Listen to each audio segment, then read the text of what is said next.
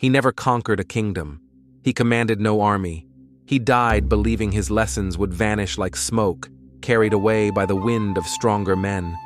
Yet 2,500 years later, his voice still shapes how billions greet their parents, how governments justify their laws, and how hearts measure the weight of their own goodness. He never ruled, yet his words still rule. He never fought, yet his thought outlived every sword. They called his collected sayings Lun Yu, the Analects. Lines so brief they sound like conversation, but so enduring they became civilization itself. This is the story of a man who failed, and a failure that built the moral architecture of Asia. Confucius was born in 551 BCE in the late Zhou Dynasty, an age remembered for poetry, but defined by blades. The Son of Heaven still wore his crown, but his edicts were whispers on parchment. Local warlords carved the realm into fiefdoms, each smaller, crueler, and more desperate for control. Villages burned at dusk, families scattered to hills. The music of the ancestral rites fell silent. The old harmony between heaven and earth had broken. Rituals became empty gestures, and faith in moral order dissolved into the dust of war horses. Into that silence came Kong Qiu, later called Kong Zhu, the Master Kong. A child of noble blood, born poor. His father, an aging warrior, died when the boy was 3. His mother raised him alone, beside fields of graves. She taught him reverence through scarcity, to bow before the tombs of his ancestors, even when there was nothing to offer but wildflowers. He swept temples. He tallied grain. He tended horses for minor officials. But at night, by lamplight, he opened scrolls of the ancient Zhou hymns and imagined an age where men led not by fear, but by ritual, rhythm, and rightness. He believed the past was not dead, only buried, and he would dig it out, word by word, gesture by gesture. In those lost rites, he found a forgotten power. Virtue.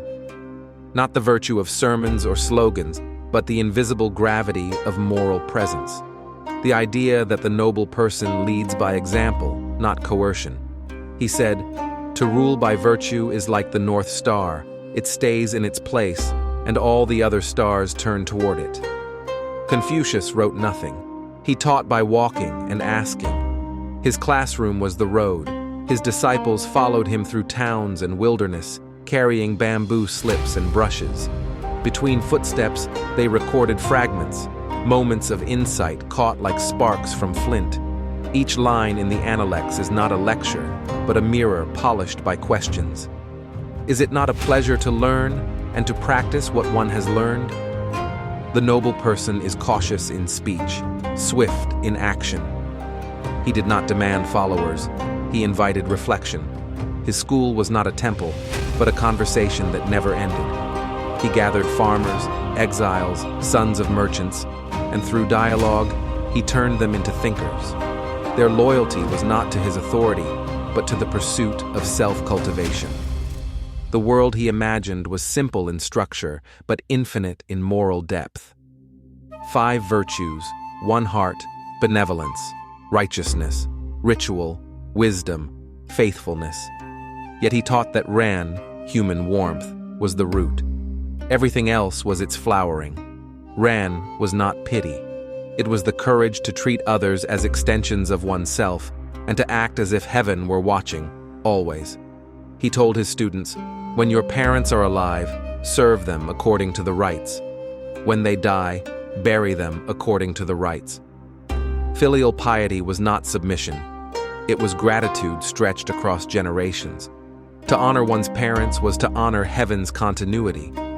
He believed that morality began at the dinner table, that the governance of empires started with how one bowed to one's father. Confucius sought office, not to seize power, but to prove that virtue could govern better than punishment. He advised princes with words that unsettled them. If the people are led by punishment, they will avoid crime, but lose conscience. If led by virtue, they will develop shame and become upright. But courts laughed. Lords feared his honesty more than their rivals' armies. He wandered for 13 years, through famine, snow, and betrayal. He slept under roofs that leaked and ate food that barely sustained him.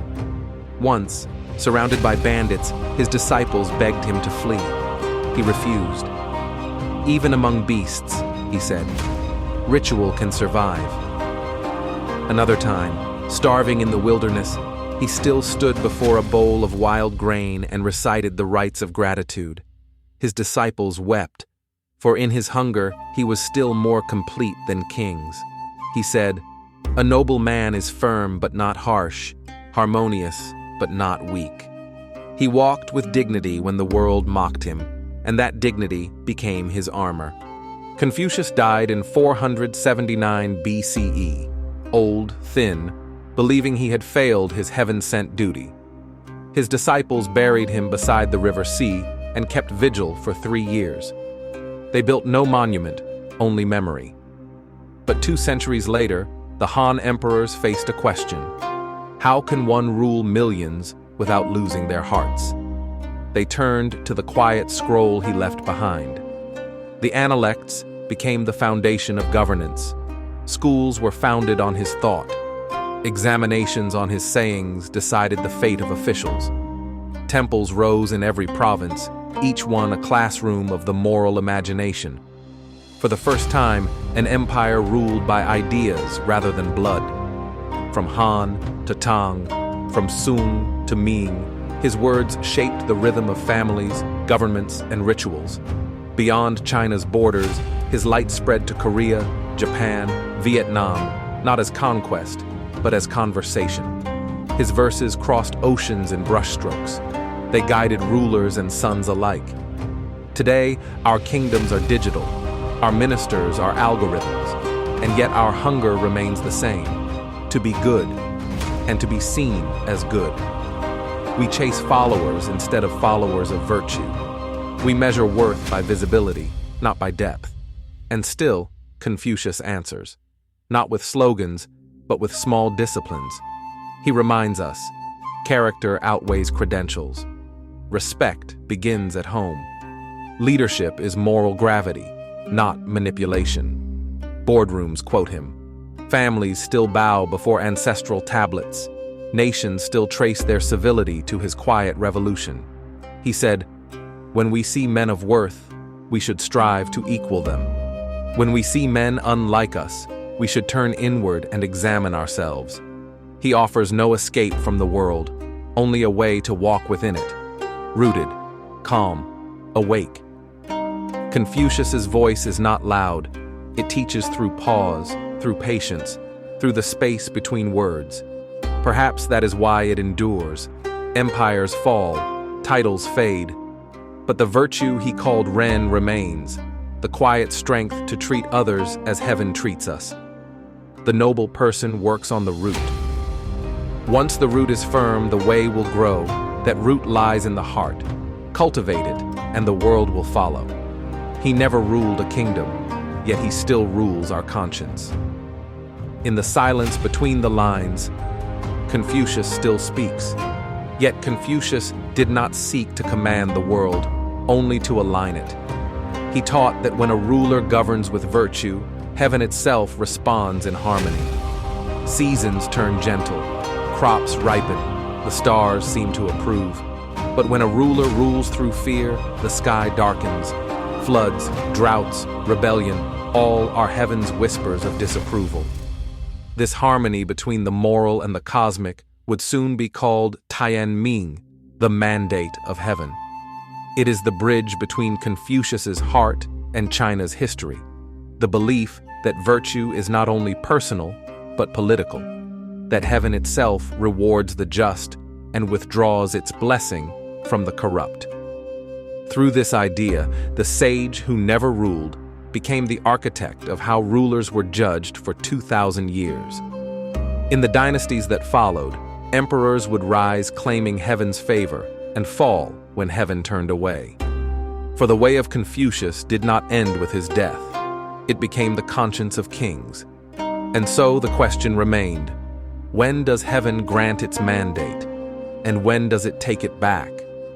That question would decide the rise and fall of empires.